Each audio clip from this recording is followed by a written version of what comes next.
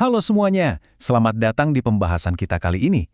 Hari ini kita bakal ngomongin sesuatu yang lagi rame banget, benar-benar pecah di obrolan internet belakangan ini. Kalau kalian ngikutin update-nya, pasti tahu dong ada satu rumor besar yang lagi kenceng banget berhembus. Rumor kalau series kesayangan kita semua, Marapeton, kemungkinan besar bakal tamat. Iya, kalian nggak salah dengar. Perjalanan panjang yang udah nemenin kita bertahun-tahun ini, kabarnya bakal benar-benar tutup buku di musim ini. Dan jujur aja ya ngelihat gelombang reaksi di medsos sekarang ini, wah kerasa banget sedihnya. Banyak banget penonton yang terang-terangan bilang kalau mereka belum siap pisah sama series ini. Wajar banget sih, susah rasanya nerima kalau ini mungkin beneran jadi babak terakhir dari petualangan karakter-karakter favorit kita. Perasaan sedih, denial, atau sekedar ngerasa kehilangan itu reaksi yang super normal.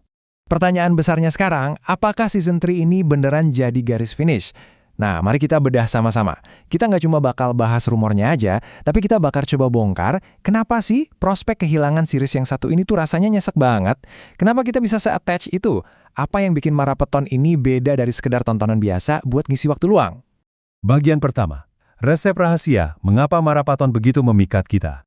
Oke, coba kita geser sedikit fokusnya dari rumor tamat ini ke analisis yang lebih dalam. Gini, plot utamanya Marapeton itu emang seru, penuh petualangan. Tapi kalau kita mau jujur-jujuran, alur cerita yang megah itu kadang bisa ditebak arahnya kan? Nah, daya tarik aslinya tuh justru ada di chemistry antar karakternya yang bener-bener gila, fenomenal banget. Interaksi mereka tuh kerasa hidup, bernapas, dan nyata banget. Dan itulah alasan utama kenapa kita selalu balik nonton lagi, minggu demi minggu. Kalau kita perhatiin lagi, kekuatan itu muncul dari arketipe karakter yang diracik dengan sangat cerdas. Bayangin, kita punya si lucu yang selalu bisa nyairin suasana, si serius yang jadi kompas moral tim, terus ada si pembuat masalah yang selalu bikin konflik-konflik receh tapi menghibur, sampai si pendiam tapi diam-diam paling perhatian sama yang lain. Kombinasi unik dari sifat-sifat ini tuh pas banget, bikin setiap interaksi mereka nggak pernah kerasa kaku atau dibuat-buat. Semuanya ngalir gitu aja, otentik. Terus coba deh kalian ingat-ingat. Momen apa sih yang paling sering kita tonton ulang atau kita omongin bareng teman? Ternyata bukan adegan berantem yang meledak-ledak loh. Kita justru paling nungguin momen-momen kecil yang nyaman ini. Pas mereka lagi asik bercanda, pas lagi berantem kecil gara-gara hal konyol, momen pas mereka tulus saling bantu, atau bahkan ya sekedar duduk-duduk santai sambil ngobrol. Nontonin mereka tuh rasanya bener-bener kayak kita lagi nongkrong aja gitu sama sahabat sendiri. Bagian kedua, season 3 yang emosional dan pergeseran nuansanya. Buat kalian yang lagi ngikutin season yang sekarang tayang, pasti kerasa banget deh ada pergeseran nuansa. Musim ini tuh berasa jauh lebih berat secara emosional. Karakter-karakter kita kelihatan makin dewasa. Konflik-konflik lama dari season 1 yang sempat gantung, tiba-tiba mulai ketemu titik terangnya. Hubungan antar mereka juga makin dalam. Tapi ya itu dia ironisnya. Justru karena ceritanya memuncak dan mulai rapi menuju sebuah konklusi, ada sensasi finalitas yang kerasa banget. Vibes perpisahan itu dapet banget. Ini bikin kita ngerasain yang namanya bittersweet. Kita seneng ngelihat perkembangan ceritanya, tapi di saat yang sama, aduh, sedih juga sadar kalau perjalanan mereka mungkin bentar lagi usai. Bagian ketiga, keluarga baru, sebuah ikatan yang hangat. Nah, kita juga harus bahas nih aspek psikologis dari fenomena ini. Marapeton itu pinter banget bikin kita ngerasa punya keluarga kedua di dunia nyata.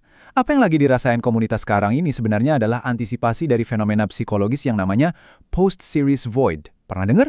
Ini tuh rasa hampa, kosong, dan bingung yang biasanya muncul habis kita namatin cerita yang panjang banget.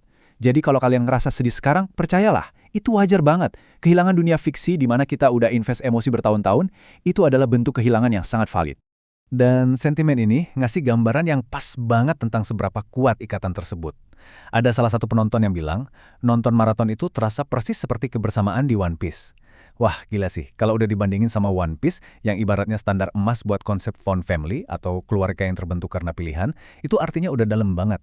Bukan berarti maraton ini cerita bajak laut ya, tapi rasa kebersamaan sebagai tim, kehangatannya, dan loyalitas karakternya itu benar-benar ada di level resonansi yang sama. Jadi, poin intinya ada di sinkronisasi emosional ini.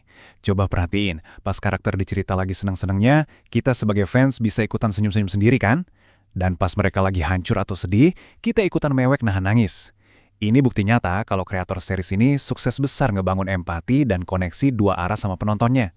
Kita nggak cuma sekedar nonton dari luar, kita bener-bener ngerasa hidup di dalamnya bareng mereka. Bagian keempat, harapan para fans dan apa yang menanti selanjutnya.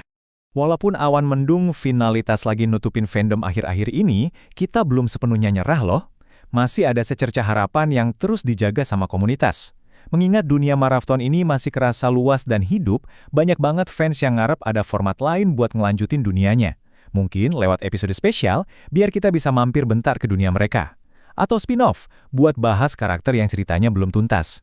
Ada juga yang ngarep banget dibikinin film layar lebar buat ngasih perpisahan yang super epic. Atau minimal, acara reuni beberapa tahun lagi buat ngecek kabar mereka di masa depan. Pokoknya, fandom udah nyiapin semacam wishlist lah. Karena pada akhirnya, rasa kehilangan yang kita antisipasi ini jauh melampaui plot cerita. Kita ini lagi berduka karena bakal kehilangan rutinitas nyaman mingguan kita. Perasaan di mana tiap minggu kita tahu kalau kita punya tempat familiar buat dituju. Semacam tempat bersandar yang hangat, penuh tawa, dan bikin rileks. Kita bukan cuma bakal kangen sama kelanjutan ceritanya, tapi kita bakal kangen banget sama suasana kebersamaannya. Kutipan yang satu ini benar-benar merangkum semua yang udah kita obrolin hari ini. Kalau Marathon emang harus tamat di season 3, maka warisan terbesarnya tuh bukan sekedar jadi tontonan yang seru.